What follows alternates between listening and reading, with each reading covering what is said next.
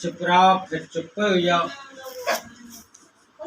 गांधी ने आकर जन्म लिया भारतीय आजादी बनाने। गांधी ने आकर जन्म लिया भारतीय आजादी बनाने को।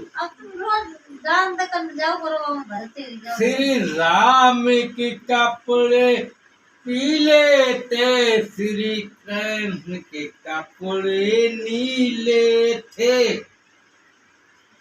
श्री राम के कपड़े पीले थे, श्री कृष्ण के कपड़े नीले थे।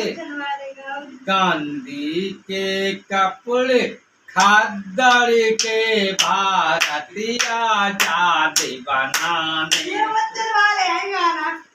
हाँ बच्चन वाले हैं। चलो कोई बात नहीं, और गाय ने